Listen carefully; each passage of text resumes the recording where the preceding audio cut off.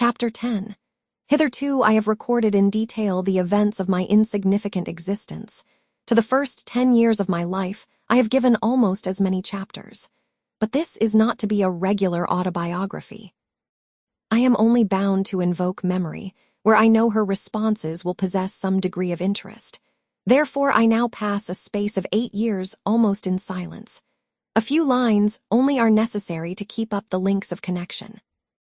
When the typhus fever had fulfilled its mission of devastation at Lode, it gradually disappeared from thence, but not till its virulence and the number of its victims had drawn public attention on the school. Inquiry was made into the origin of the scourge, and by degrees various facts came out which excited public indignation in a high degree. The unhealthy nature of the site, the quantity and quality of the children's food, the brackish, fetid water used in its preparation, the pupils, wretched clothing and accommodations, all these things were discovered, and the discovery produced a result mortifying to Mr. Brocklehurst, but beneficial to the institution. Several wealthy and benevolent individuals in the county subscribed largely for the erection of a more convenient building in a better situation. New regulations were made, improvements in diet and clothing introduced. The funds of the school were entrusted to the management of a committee. Mr. Brocklehurst, who, from his wealth and family connections, could not be overlooked, still retained the post of treasurer.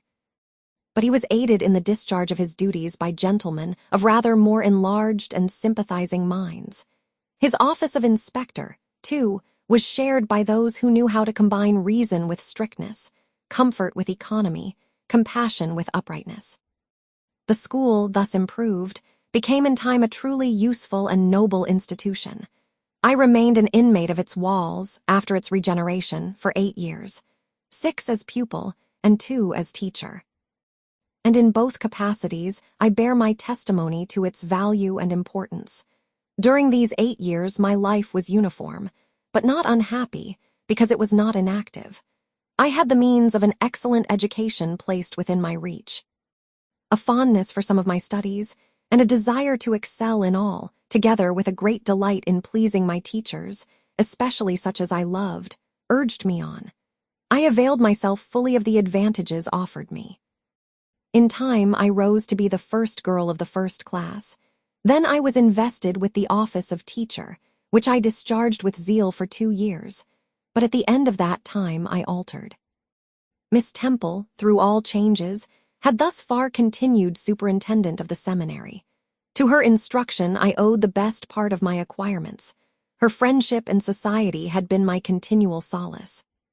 She had stood me in the stead of mother, governess, and, latterly, companion.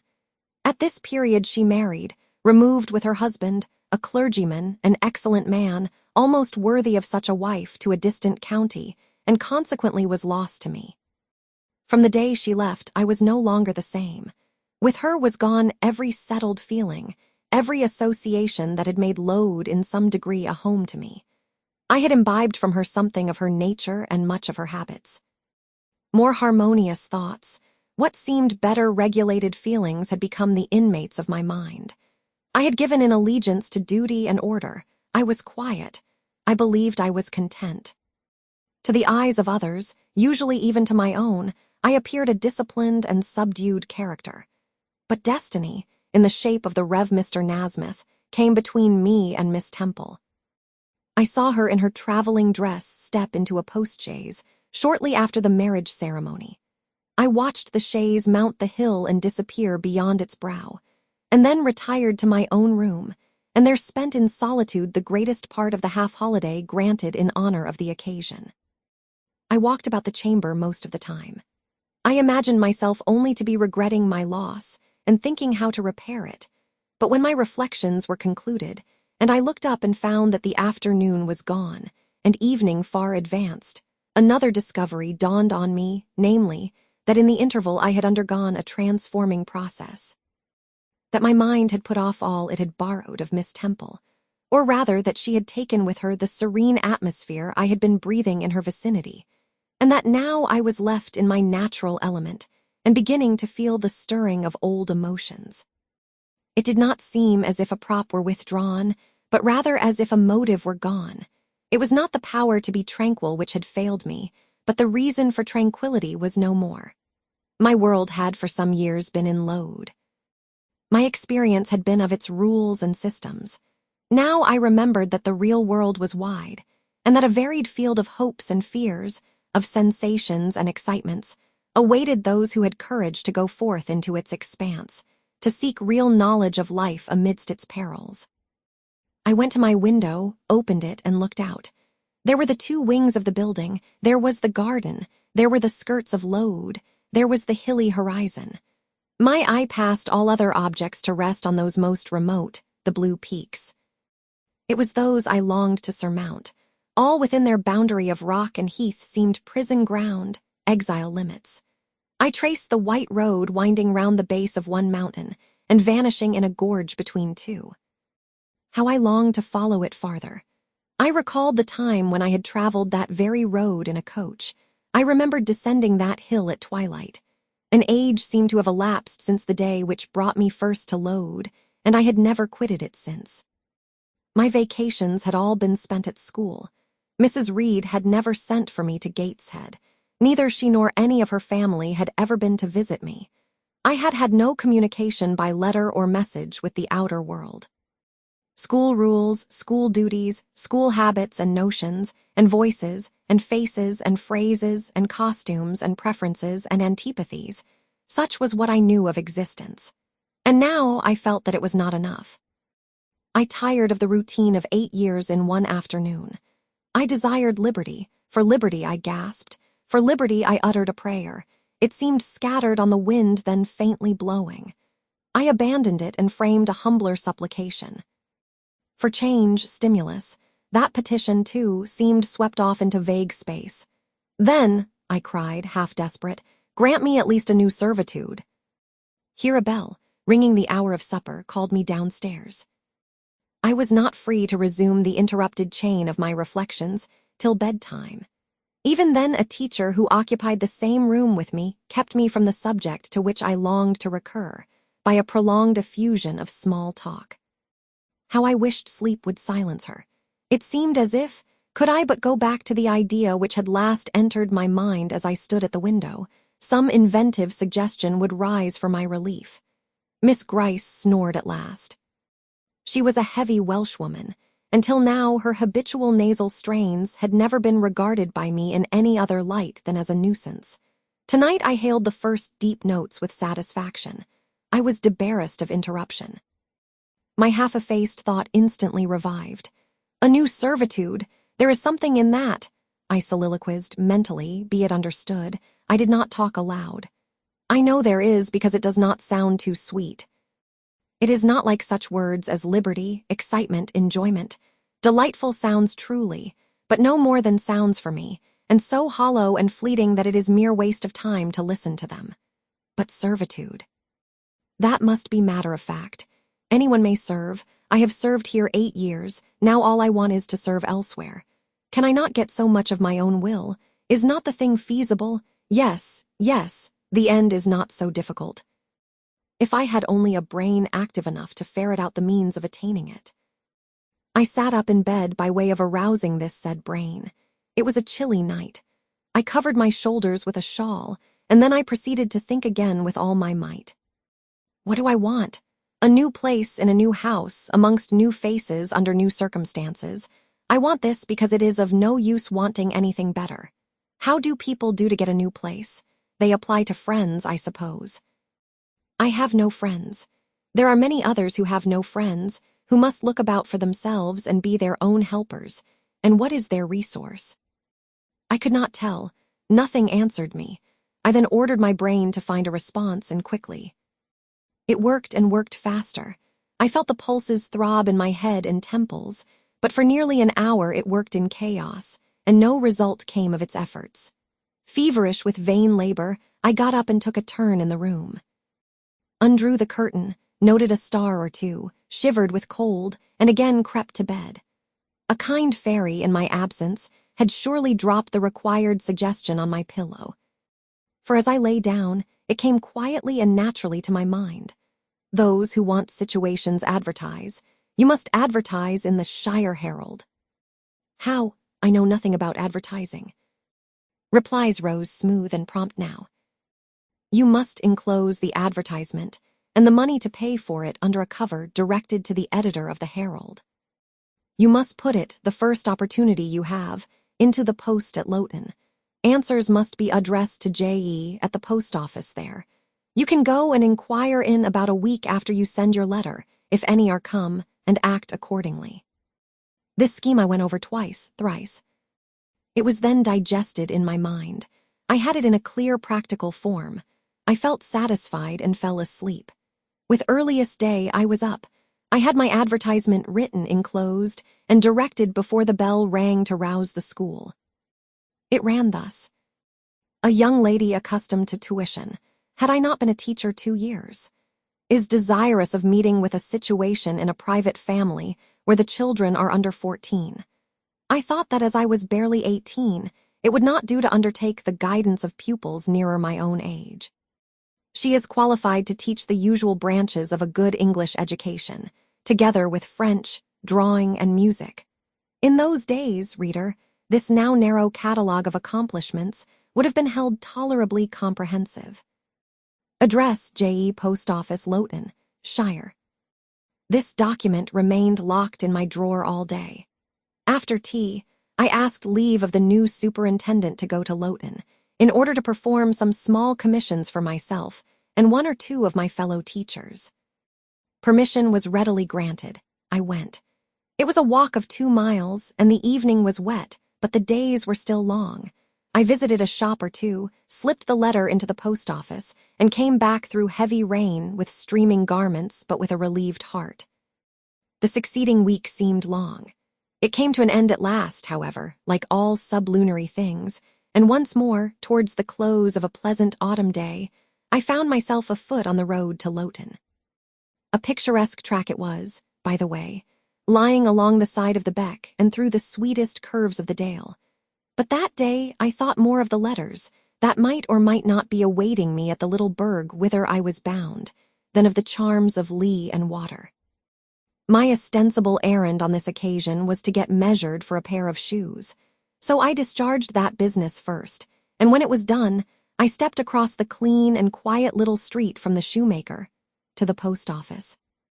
It was kept by an old dame who wore horn spectacles on her nose and black mittens on her hands. "Are there any letters for J.E.?" I asked. She peered at me over her spectacles, and then she opened a drawer and fumbled among its contents for a long time, so long that my hopes began to falter. At last, having held a document before her glasses for nearly 5 minutes, she presented it across the counter, accompanying the act by another inquisitive and mistrustful glance. "It was for J.E. Is there only one?" I demanded. "There are no more," said she, and I put it in my pocket and turned my face homeward. I could not open it then. Rules obliged me to be back by 8, and it was already 7:30. Various duties awaited me on my arrival. I had to sit with the girls during their hour of study. Then it was my turn to read prayers, to see them to bed. Afterwards I supped with the other teachers. Even when we finally retired for the night, the inevitable Miss Gryce was still my companion. We had only a short end of candle in our candlestick, and I dreaded lest she should talk till it was all burnt out. Fortunately, however, the heavy supper she had eaten produced a soporific effect. She was already snoring before I had finished undressing. There still remained an inch of candle.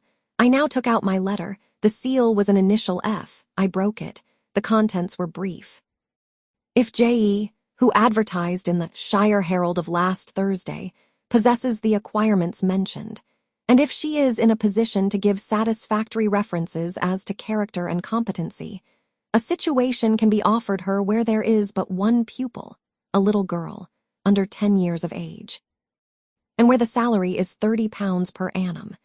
J.E. is requested to send references, name, address, and all particulars to the direction. Mrs. Fairfax, Thornfield near Millcote, Shire." I examined the document long. The writing was old-fashioned and rather uncertain, like that of an elderly lady. This circumstance was satisfactory. A private fear had haunted me, that in thus acting for myself and by my own guidance, I ran the risk of getting into some scrape. And above all things, I wished the result of my endeavors to be respectable, proper, en règle. I now felt that an elderly lady was no bad ingredient in the business I had on hand. Mrs. Fairfax. I saw her in a black gown and widow's cap, frigid perhaps, but not uncivil, a model of elderly English respectability. Thornfield. That, doubtless, was the name of her house, a neat, orderly spot, I was sure. Though I failed in my efforts to conceive a correct plan of the premises. Millcote, Shire, I brushed up my recollections of the map of England. Yes, I saw it, both the Shire and the town. Shire was 70 miles nearer London than the remote county where I now resided. That was a recommendation to me. I longed to go where there was life and movement. Millcote was a large manufacturing town on the banks of the Eyre. A busy place enough, doubtless, so much the better. It would be a complete change at least. Not that my fancy was much captivated by the idea of long chimneys and clouds of smoke. But, I argued, Thornfield will, probably, be a good way from the town. Here the socket of the candle dropped, and the wick went out. Next day new steps were to be taken. My plans could no longer be confined to my own breast. I must impart them in order to achieve their success. Having sought and obtained an audience of the superintendent during the noontide recreation, I told her I had a prospect of getting a new situation where the salary would be double what I now received, for at Load I only got £15 per annum, and requested she would break the matter for me to Mr. Brocklehurst or some of the committee, and ascertain whether they would permit me to mention them as references. She obligingly consented to act as mediatrix in the matter. The next day she laid the affair before Mr. Brocklehurst, who said that Mrs. Reed must be written to, as she was my natural guardian. A note was accordingly addressed to that lady, who returned for answer that I might do as I pleased. She had long relinquished all interference in my affairs. This note went the round of the committee, and at last, after what appeared to me most tedious delay, formal leave was given me to better my condition if I could. And an assurance added that as I had always conducted myself well, both as teacher and pupil, at Load, a testimonial of character and capacity, signed by the inspectors of that institution, should forthwith be furnished me. This testimonial I accordingly received in about a month, forwarded a copy of it to Mrs. Fairfax, and got that lady's reply, stating that she was satisfied, and fixing that day fortnight as the period for my assuming the post of governess in her house. I now busied myself in preparations. The fortnight passed rapidly. I had not a very large wardrobe, though it was adequate to my wants, and the last day sufficed to pack my trunk, the same I had brought with me 8 years ago from Gateshead. The box was corded, the card nailed on. In half an hour the carrier was to call for it to take it to Loughton, whither I myself was to repair at an early hour the next morning to meet the coach. I had brushed my black stuff traveling dress, prepared my bonnet, gloves, and muff, sought in all my drawers to see that no article was left behind, and now having nothing more to do, I sat down and tried to rest. I could not. Though I had been on foot all day, I could not now repose an instant. I was too much excited. A phase of my life was closing tonight, a new one opening tomorrow. Impossible to slumber in the interval. I must watch feverishly while the change was being accomplished. "Miss," said a servant who met me in the lobby, where I was wandering like a troubled spirit, "a person below wishes to see you." The carrier, no doubt, I thought, and ran downstairs without inquiry. I was passing the back parlor or teacher's sitting room, the door of which was half open, to go to the kitchen, when someone ran out. "It's her, I am sure. I could have told her anywhere," cried the individual who stopped my progress and took my hand. I looked. I saw a woman attired like a well-dressed servant, matronly, yet still young, very good-looking, with black hair and eyes and lively complexion. "Well, who is it?" she asked, in a voice and with a smile I half recognized. "You've not quite forgotten me, I think, Miss Jane." In another second I was embracing and kissing her rapturously. "Bessie, Bessie, Bessie!" That was all I said, whereat she half laughed, half cried, and we both went into the parlor. By the fire stood a little fellow of 3 years old, in plaid frock and trousers. "That is my little boy," said Bessie directly. "Then you are married, Bessie?" "Yes, nearly 5 years since to Robert Levin, the coachman. And I've a little girl besides Bobby there, that I've christened Jane." "And you don't live at Gateshead?" "I live at the lodge. The old porter has left." "Well, and how do they all get on? Tell me everything about them, Bessie, but sit down first. And Bobby, come and sit on my knee, will you?" But Bobby preferred sidling over to his mother. "You're not grown so very tall, Miss Jane, nor so very stout," continued Mrs. Levin. "I dare say they've not kept you too well at school. Miss Reed is the head and shoulders taller than you are, and Miss Georgiana would make 2 of you in breadth." "Georgiana is handsome, I suppose, Bessie?" "Very. She went up to London last winter with her mamma, and there everybody admired her, and a young lord fell in love with her. But his relations were against the match, and what do you think? He and Miss Georgiana made it up to run away. But they were found out and stopped. It was Miss Reed that found them out. I believe she was envious, and now she and her sister lead a cat and dog life together. They are always quarreling." "Well, and what of John Reed?" "Oh, he is not doing so well as his mamma could wish. He went to college and he got plucked, I think they call it.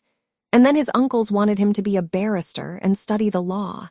But he is such a dissipated young man, they will never make much of him, I think." "What does he look like?" "He is very tall. Some people call him a fine-looking young man, but he has such thick lips." "And Mrs. Reed?" "Mrs. looks stout and well enough in the face, but I think she's not quite easy in her mind. Mr. John's conduct does not please her. He spends a deal of money." "Did she send you here, Bessie?" "No, indeed. But I have long wanted to see you, and when I heard that there had been a letter from you, and that you were going to another part of the country, I thought I'd just set off, and get a look at you before you were quite out of my reach." "I am afraid you are disappointed in me, Bessie." I said this laughing.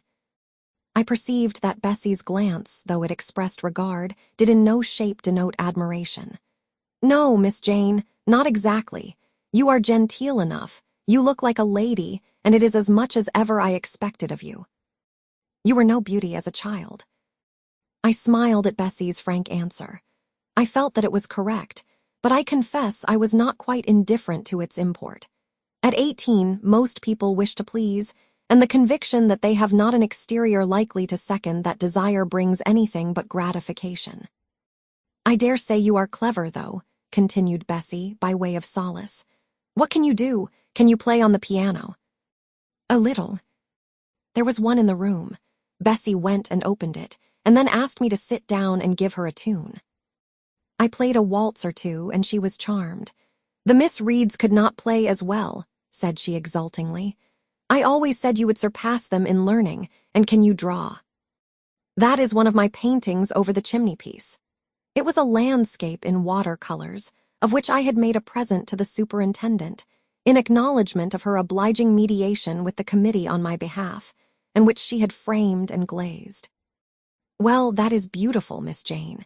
It is as fine a picture as any Miss Reed's drawing master could paint, let alone the young ladies themselves, who could not come near it." "And have you learnt French?" "Yes, Bessie, I can both read it and speak it." "And you can work on muslin and canvas?" "I can." "Oh, you are quite a lady, Miss Jane. I knew you would be. You will get on whether your relations notice you or not. There was something I wanted to ask you. Have you ever heard anything from your father's kinsfolk, the Eyres?" "Never in my life." "Well, you know Mrs. always said they were poor and quite despicable, and they may be poor. But I believe they are as much gentry as the Reeds are. For one day, nearly 7 years ago, a Mr. Eyre came to Gateshead and wanted to see you. Mrs. said you were at school 50 miles off. He seemed so much disappointed, for he could not stay. He was going on a voyage to a foreign country, and the ship was to sail from London in a day or 2. He looked quite a gentleman, and I believe he was your father's brother." "What foreign country was he going to, Bessie?" An island thousands of miles off, where they make wine. The butler did tell me. Madeira, I suggested. Yes, that is it. That is the very word. So he went. Yes, he did not stay many minutes in the house. Mrs. was very high with him. She called him afterwards a sneaking tradesman. My Robert believes he was a wine merchant. Very likely, I returned. Or perhaps clerk or agent to a wine merchant. Bessie and I conversed about old times an hour longer, and then she was obliged to leave me.